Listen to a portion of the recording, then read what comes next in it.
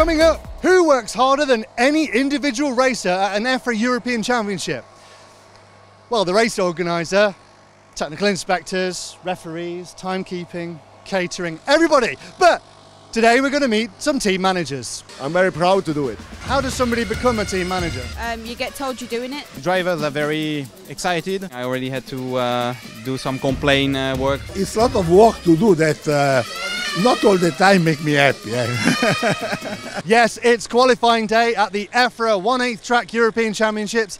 Round 1 already has Simon Kurtzberg's name on it, but we've 4 rounds to get through today. There's no time to lose.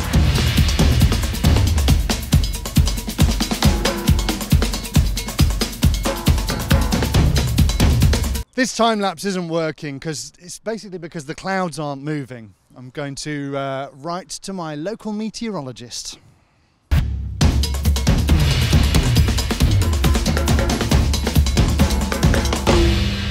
Qualifying day, the climax of it is no longer just about declaring the TQ driver. Now we have to contend with SuperPole, and that's 2 of them.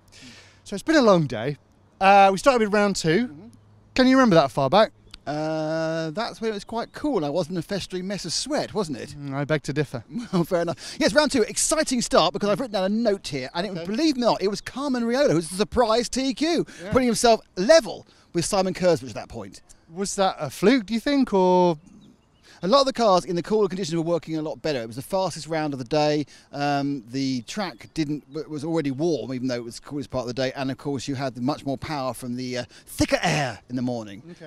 Okay. And then we move on to the midway point in qualifying. Round 3, Simon Kurtzberg making 2 out of 3 and looks set fair to take TQ, no problem whatsoever. The reigning champion was certainly looking dominant, wasn't he? Confident on this track. Looking great. I mean, everything was going great. The shepherd was working well, he was working well, the engine was working well. Really thought, this is a bit dull, he'll be TQ, we'll have to go home. Yes, indeed. And then we got to Q4. Q4 and Q5. Yes. Never count out a world champion. And our current world champion is Dario Balestra, sporting a new goatee beard and a new super fast action-packed speed when it's hot. So in round 4, took the TQ. Round 5 started slow, build up, and then was getting half a second lap to take the TQ again. Mistake by Kurtzberg. Super TQ, Dario Balestra! I mean, it's not that much of a surprise. He was the fastest in practice. Yeah, but he was nowhere after 3 rounds. Why? Because it hadn't come to him. He hadn't used his abilities and his tune-up and everything. I don't know. He kept making mistakes, didn't he? Basically, yeah. But then he got it right for the last 2 rounds. Got 2 first places and went on with his second place. So he had a 0-0 and a 2 compared to Simon Kurtzberg, who had a 0-0 and a 3. So he is TQ with the Infinity. Good for Dario. We don't know who was second and third yet. No. Because of the unique way this European Championship works, Dario's straight through to the final. Good for him. The man who could tell us best about the SuperPole is the section chairman himself, Good point. Javier Garcia. Let's hear from him. TQ goes straight to the final, but the next 4 qualifiers could have the chance to also go directly to the final. Exactly, this is something like that. The next 4, the second position to 5th position, fighting for the SuperPole.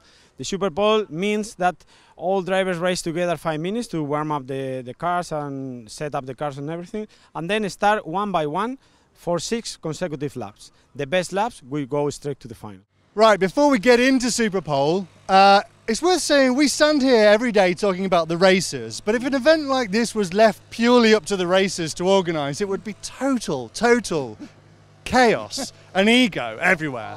I don't think it'll get as far as chaos. No, I think it just wouldn't happen. And there are some people here, many people here, working very hard to make it happen, working hard for their teams. So let's meet just a few of the team managers. Hello, I'm Christian Kurtzberg from Switzerland. My name is Alessandro Artusi. My name is Raphael Dusser. Gemma Connery. Yillis, you're both driver and national team manager? Yes, I am. And enjoy it. My name is Nathalie Michel.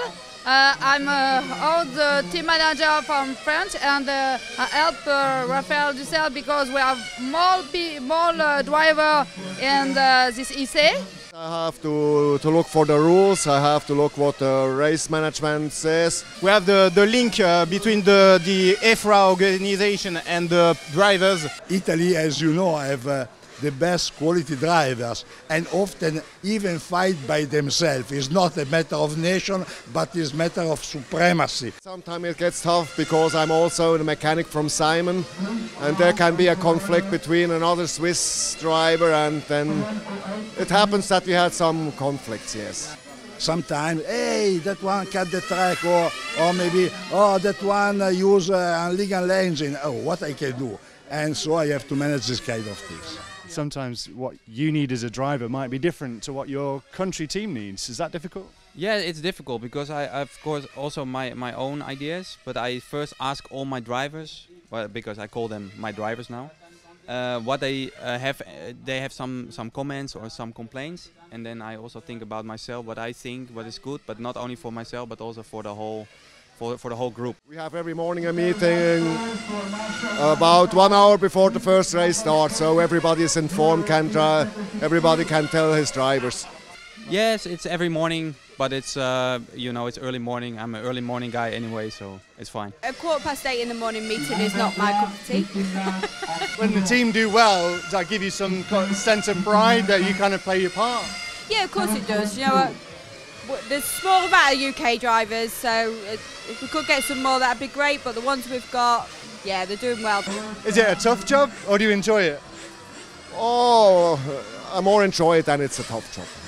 I'm very proud to do it. It's just like if you are a fan that you go on the audience at the stadium to look in your football player, your favorite.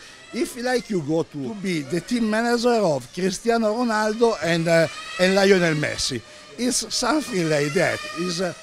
It's not really something that I really want, because every time you can risk to make a bad decision, but I say that I gain their trust in my job, so I'm happy of it. Team managers there. Right, it's time. Let's get into SuperPole. Now, Dario Balestra, as we've said, straight through into the final. Our contenders for SuperPole are Simon Kurtzberg.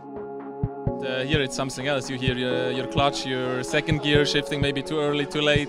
You hear everything, so that's quite special. Even for the driver, it's really hard. Carmine Riola.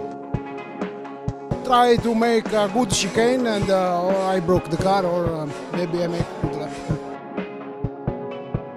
Alessio Mazzio. To be nervous is the last thing that you must do in this time, but I think during the 3 minutes before the start, sure. Silvio Hackler. I think I have nothing to lose. I will take some more risk in the chicane than before in the qualifiers. So we've met the contenders. Nick, how did they get on? Well, a dramatic SuperPole actually, because we had an issue straight away with the third of the 4 qualifiers, Alessio Mazzara, who didn't even make the many warm-ups they get because he had a problem with his car, but he managed to get out eventually. Now, we started off with, I've got the times written down, a very solid 15.795 from Silvio Hackler, her best lap of 6th. Alessio, 58.13. I'm sure those 200s were lost in all the panic early on and around.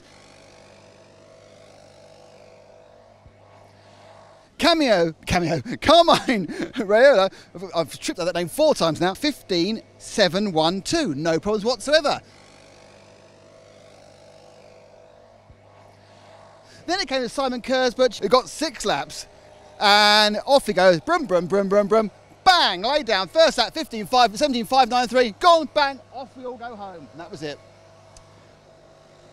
Let's hear from our TQ man, Dario Balestra, and our SuperPole winner, Simon Kurtzberg. It was one of the most difficult track and one of the most difficult qualification. So yesterday evening I made a mistake. So this morning I start well, not so safe. Yeah, safe for to make at least one hit for the points. And then after I saved the tires, used the tires for the last 3 rounds. So I already know in the last 3 rounds was my chance. We had good tires from the heat before. We had, I think, all the car, the engine, everything was in place, and at the end I think it was a really good lap. Not, let's say, 100% risk in the chicane, but the rest was really good, I would say. And of course, it's not just the pros that had their moment of SuperPolage. It was also the B Euro got their moment in the spotlight. The Super Clubmen, the guys who come in here who make the numbers, who make this worthwhile. Great racing, 14 guys racing for the B Euros. And in the SuperPole, we had 4 of them. We had Alex Mantel, Alex Anastopoulos, Alex Tavernier, and someone not called Alex, which was Eric Marangdon from France. And he was the one who got it with a 16.751, over half a second faster than anyone else. Where was that pace in qualifying, Eric? Right, that's us done. Qualifying in the bag, SuperPolage done. It's time for finals now. And we're going to be on all day tomorrow with finals building up to the 2 main finals in both the ECA and ECB. ECB, 1:30 local time. ECA, 2:30 local time.